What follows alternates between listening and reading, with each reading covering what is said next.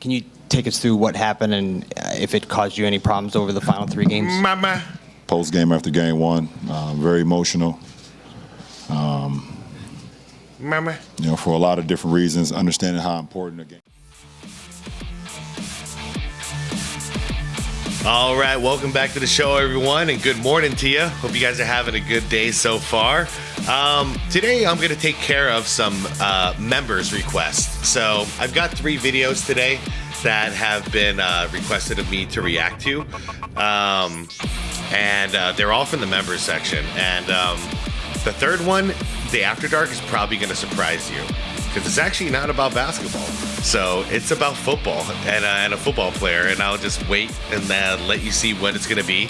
And I was actually surprised because when I got that request, I put it in a different section in my my playlist. And when I sat down today and said, okay, let's take care of some members' requests, I was actually really surprised to see that was in there. And I remember how it happened, though. So anyways, you guys, what we're reacting to this morning is a video called LeBron James' Most Ridiculous Excuses for Losing.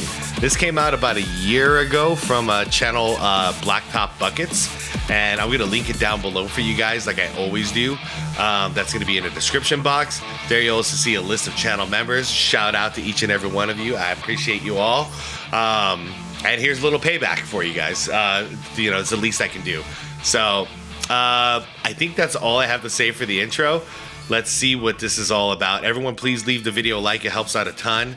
And can't wait to see you guys in the comment section as always. All right, let's do it. Again, it's too late in this season, but the NBA probably... All right, hold on. Is this series already over? Don't have much room for error, says LeBron. Lakers fall to the Nuggets. They lost by 11 in game 1. And they're talking about, is this series already over? Okay. Boy needs to look in this altitude thing. It seems like... Hold on, Nick. As great of a player... So he's blaming the altitude, yeah. ...as LeBron James is, he's also very good at making excuses after a loss. In this video, we're going to look at some of LeBron's best excuses. Let's get started. What's the challenge mentally and emotionally after you lose such a heartbreaking game? I mean, yeah, of course it's a heartbreaking game. You don't ever want to lose in that fashion. I don't understand what's going on in the replay center, to be honest. I think I said it this year or last year, whatever. D-Lo clearly gets hit in the face on a drive. Okay, I have heard and reacted to this so many times. I want to come at this with a different angle. I want to really listen to what question was asked. We're going to look at some of LeBron's best excuses. Let's get started. What's the challenge mentally and emotionally after you lose such a heartbreaking game? Okay, so he's asking what the challenge is after a heartbreaking game, and instead of talking about that, he just wants to blame the refs. Gotcha. I think I said it this year or last year, whatever. D-Lo clearly gets hit in the face on a drive. Replay center is going to go. It doesn't make sense to me. It makes no sense to me. It bothers me. I'm sorry I didn't answer your question, but that shit is like... Regardless... It bothers him. He bothers me. ...of that foul call, the Lakers were still up 10 going into the fourth quarter, and they just had a 20-point lead, but they blew their lead late in the game and ended up losing. That's embarrassing. To lose a 20-point lead, and then afterwards you're blaming the refs about one play, one missed call. Dude, win the game, dude. Refs did not impact that outcome. Well, first question, Joe, on the left side, second row. Joe VardenCleveland.com. LeBron, we're just learning about your hand injury, and we can obviously see the brace. Can you take us through what happened and if it caused you any problems over the final 3 games? Post game after game 1, very emotional. You know, for a lot of different reasons, understanding how important a game 1 is on the road for our ball club. What would that done for us? You know, the way we played, the calls that was made throughout the course of that game. You know, I had emotions on, you know, the game was taken away from us. I had emotions of, You just don't get an opportunity like this on the road. I'll simplify it. He was mad. He was angry, so he punched some stuff, and he hurt his hand because he was punching stuff. He just doesn't want to. He doesn't want to tell the truth because the image of a giant angry LeBron punching crap is not what he wants you to know. But that's really what went down back there. I let the emotions get the best of me, and pretty much played the last 3 games with a broken hand. With some emotions. Out of all of LeBron's excuses, this one is definitely his best. And it's because it has multiple layers. First, he's blaming the loss on his hand. Wait a second. This is the video that I reacted to Tori Sama, I think, watching. So I've actually, no wonder why this is all so familiar. I've been here, but I was actually reacting to Tori. Supposedly broken, but he's also blaming J.R. Smith, who made such a brutal mistake in Game 1, it caused LeBron to break his own hand. Either way, it's not his fault. It's not LeBron's fault for losing the finals, and it's not his fault for injuring himself. Total genius. Obviously, Yeah. I remember saying in that situation, because he's trying to blame his emotions instead of his actions, which is a very dangerous path to take, by the way. But I was comparing it to, like, imagine being in a relationship, you're married or whatever, you're living together, and mofo just starts punching walls because you said something that made him angry or whatever. And he's like punching walls, he's breaking his hand, he's doing all kinds of terrible stuff, and then afterwards he's like, yeah, look what you made me do. You made me emotional, and this is what happens when I'm emotional. Doesn't that sound a little bit psycho? My first year in Miami, yeah, we had a big 3. Oh, no. Everyone said it's a super team this, super team that. But we had to build our team around all minimum guys, which was still okay, but we didn't fill out the complimentary guys enough. Yeah, we had Rio, we had Udonis. You had Eddie House. But we didn't have enough as far as enough complimentary guys to actually make it all work. And we still made it to the finals. And he doesn't even mention Haslam. We still made it to the finals, and we still probably should have won the finals, but I still give credit. Listen, it is what it is. To LeBron's credit, he admitted that the 2011 finals was his worst series ever. Yeah. But to say that your team wasn't good enough after assembling the big 3 and getting on stage saying the Miami Heat were going to win 7 championships. Not 3, not 4, not 5, not 6, not 7. You see, everybody mistakes it. And I noticed in the comments, you guys do it too. When you say not 7, that means 8. You know what I mean? If I say not 1, that means 2. So whenever I bring up that he's promising 8 rings, but he only stayed there for 4 years, I know a lot of you guys think it's 7. Not what the words he's saying, it's what the words mean. Is a crazy statement and just a flat-out excuse. Your team was good enough from the very beginning. That's why you made it to the finals. And you would have won if you just played better. It is so apparent. Oh, man. I love how just brutal this is because it's so true. There's no lie in there. And it's so sad because, like, I remember watching that podcast, that Mind the Game, where he's talking about, I had a bad series. That could have been the first time I've seen LeBron be accountable for something in years. But instead, he has to, he throws that in. Yeah, I had a bad series. But it's all these minimum players that we had to build our roster out with. We weren't in a position to win. It was, impressive enough we made the finals. He just backtracked all of the accountability. That no matter what you did, we just had an advantage. Yeah. Never practiced anything besides 2 bigs, a point guard, a small forward, and a shooting guard. And then, fuck, you guys win. And it's like, we've geared up all, we had Big Z, and SxADk, myself. I don't want to hear it. The truth is, Kobe was waiting for him at the top of the mountain to challenge LeBron, and LeBron ditched it. Let's just be real. The Cleveland Cavaliers were phenomenal that year, okay? Phenomenal team. Delonte and Mo Williams. I mean, you guys are out there with Dwight, Rashard, Hedo, Jameer, Pietrus. You notice how he doesn't even count himself? He doesn't count himself, but he counts Dwight. It's like he's expecting his team to do all the work for him. No, you and Dwight at the top of the mountain. Everybody else is role players. Figure it out. Who's better, you or Dwight? Apparently, it's Dwight. Courtney Lee. Courtney Lee. You guys are out there with like what the league is to now. You know what? Looking back on that team that I think was so important, because I talk about this all the time now. Jameer Nelson could shoot threes out of pick and roll. And Jameer Nelson was injured, wasn't he? So Jameer Nelson was out for that entire series, which means the Orlando Magic didn't have their all-star point guard. See, I cheated. I remember that from the Tory reaction. But yeah, you see, that's even, you know, his buddy here, JJ, who was on the Magic, who was on the winning side of this series, is helping LeBron make excuses.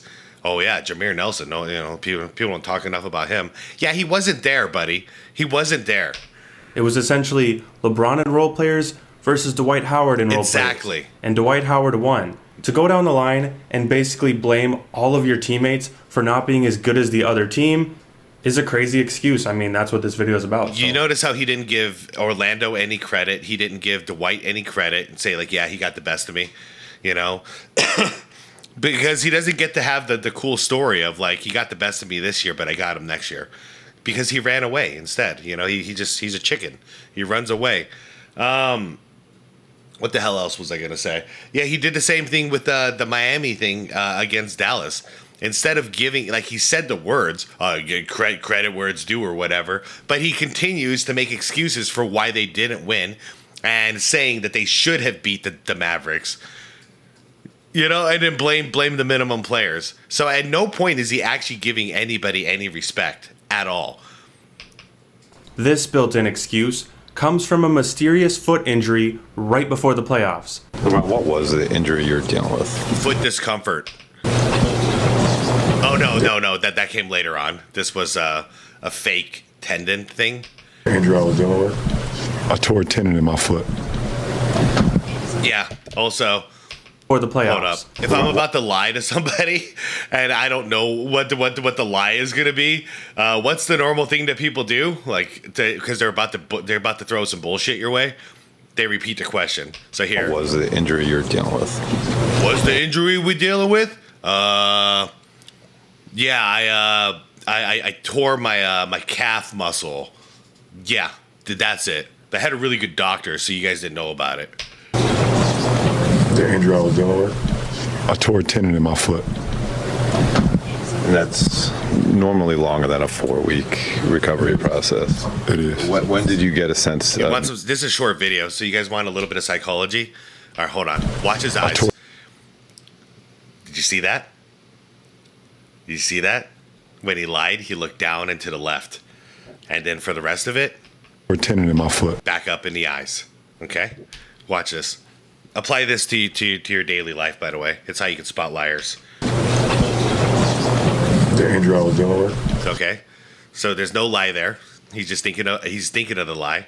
Now watch. I tore a tendon in my foot.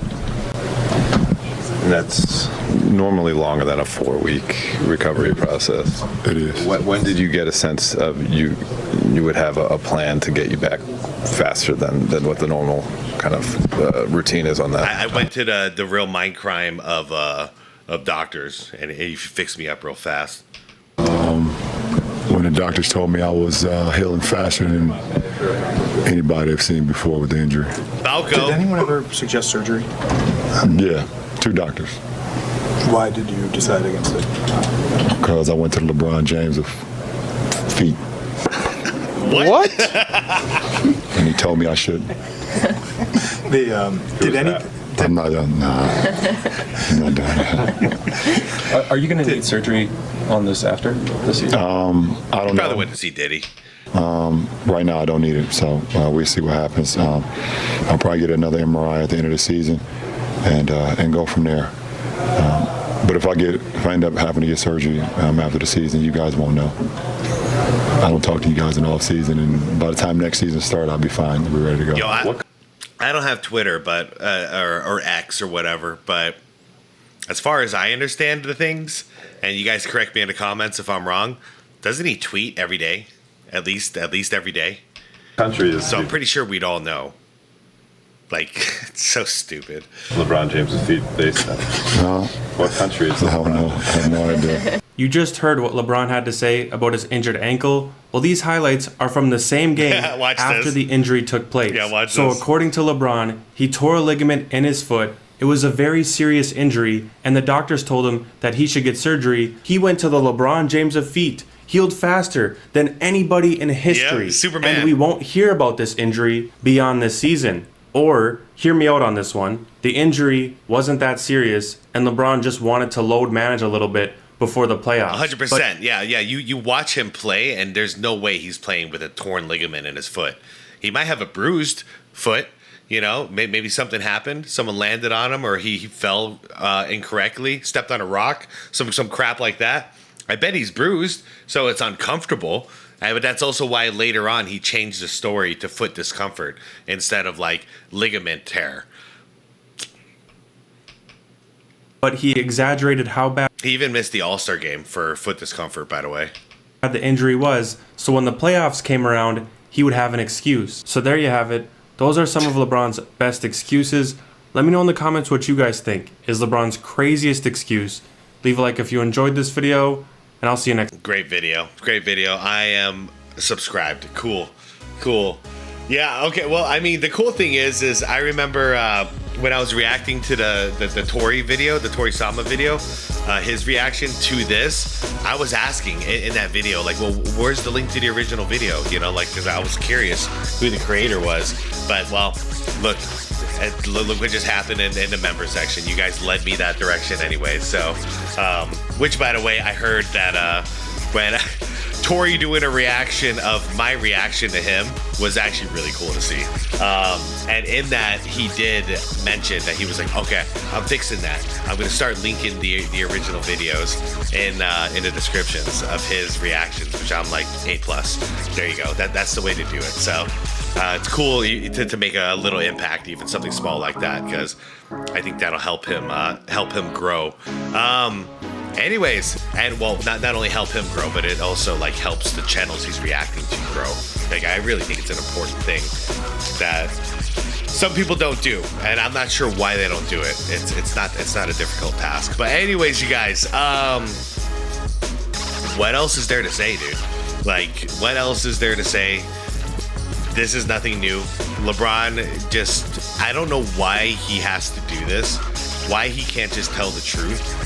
But he can't be honest with himself. Whatever it is, I'm glad I'm not that way. It sounds like a miserable like way to live. I know the guy's like a billionaire, so that part of life has to be fun. But if you can't be like at peace with your mind at the end of the night, then are you really rich? That's the way I see it. Like I've had times in my life where there's constant turmoil mentally, and that's not good. That wasn't fun. I could have been a multi-millionaire during those stages of my life, and I would have been miserable anyways, you know? So, yeah, I'll take the peace of mind. But LeBron, he cares so much about his image that's all he does. He just lies and lies and lies and makes excuses. And I've never seen, like we could really do a video that would last hours of just all the times throughout his career he's made excuses for something. Like, I've never seen anybody quite like this. But anyways, you guys, let me know what you thought. I'll see y'all in the comments like usual. Shout out to members. Like the vid if you liked it. Subscribe to the channel if you want more content like this. And most importantly, it's to be water, my friends.